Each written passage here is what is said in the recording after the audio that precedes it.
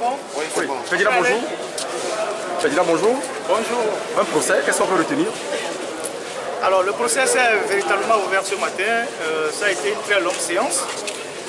Je voudrais d'abord saluer l'arrivée dans ce dossier de deux nouveaux avocats qui étaient assez percutants, Maître Badé et l'homme, et puis Maître Bertrand Atchou, qui volontairement, par rapport à la sensibilité du dossier, ont fait le choix de se joindre aux autres avocats, à savoir Maître Amégan et puis Maître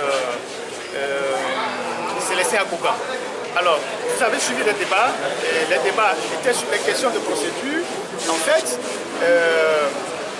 les avocats ont déployé une stratégie qui consiste à faire comprendre aux juges que cette affaire est une affaire assez complexe et je dirais même compliquée. Et ce n'est pas une affaire de diffamation où il faut venir au tribunal et commencer par dire voilà, j'ai dit ci, voici la preuve, j'ai dit ça, voici la preuve. On parle de mécanisme de détournement sur l'importation du pétrole sur une dizaine d'années.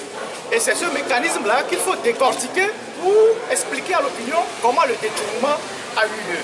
Alors, les débats ont été assez vigoureux, ça a pris du temps et le juge a retenu le dossier. Alors, lorsque nous sommes revenus pour maintenant rentrer dans le fond du dossier, mes avocats ont estimé que par rapport à la sensibilité du dossier et par rapport à sa technicité, le plaignant devait être au tribunal parce que mes avocats estiment que les avocats de la partie plaignante ne pouvaient pas répondre à toutes les questions. Mais bon, le juge et le procureur n'ont pas voulu accepter cette demande de mes avocats. Du coup, ils ont évoqué des cas de conscience et se sont déconstitués. Voilà comment la chose s'est passée aujourd'hui. Voilà. Est-ce que vous avez jugé bon que le plaignant, Fabrice Adjakri, doit être présent forcément avant que le... Tout à fait, parce que si vous voyez le fond de ce dossier, je ne sais pas si beaucoup de journalistes ou les gens ont lu vraiment l'article.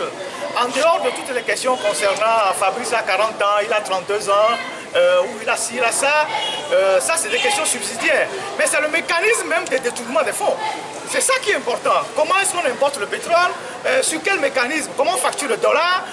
Quand est-ce qu'on livre le pétrole? Les avocats, je ne crois pas qu'ils sont censés connaître tout ça. Parce surtout que j'ai appris qu'un avocat, il n'y a pas très longtemps, demandait en France comment est-ce qu'on fixe le mécanisme de pétrole. Ça veut dire que ces avocats ne sont pas vraiment outillés pour comprendre. Donc le prévenu devait être là pour qu'on fasse un débat contradictoire. Bon, le plaignant plutôt devait être là pour qu'on fasse un débat contradictoire qui nous dise sur le mécanisme d'importation qu'est-ce qui a été dit de faux et qu'est-ce qui a été dit de vrai.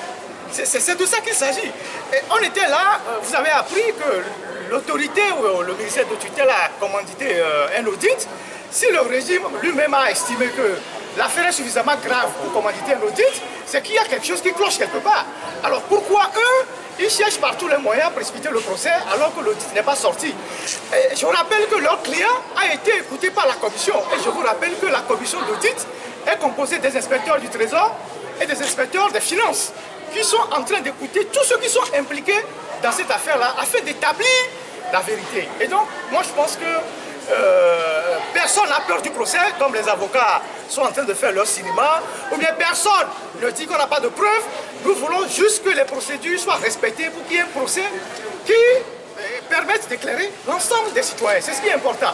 Et j'ai trouvé quand même extraordinaire que des avocats qui achètent du carburant au Togo ici viennent nous dire que la Ligue des consommateurs n'a pas le droit de porter plainte. Vous imaginez ça? Des avocats qui dépensent de l'argent pour aller acheter du carburant viennent soutenir devant un tribunal avec des arguments tirés des cheveux que les deux dossiers ne sont pas liés. Si nous sommes des consommateurs et que l'argent, c'est l'argent de nos poches que les gens sont en train de spolier, les consommateurs ont le droit de déposer une plainte. Ça se passe dans tout le pays. Et c'est au Togo qu'on entend des avocats, des gens qui disent qu'ils ont étudié le droit, raconter des synopsis comme ça devant un tribunal. C'est quand même extraordinaire, vous voyez. Et donc, il n'y a aucune panique dans cette affaire. J'ai entendu, on a lu des choses en disant oui, Ferdinand Iti a dit si c'est le procès. Il fait quoi ici pour le renvoyer là? Vas-y. Allez-y, allez-y. Oh non, on n'a pas peur de parler devant eux. Non, laissez-le. Il peut venir parler aussi après, c'est pas de problème. Non, laissez-le. Allons-y. Non, il a le droit. Si, il a le droit. Il a le droit. Non, laissez-le venir. Non.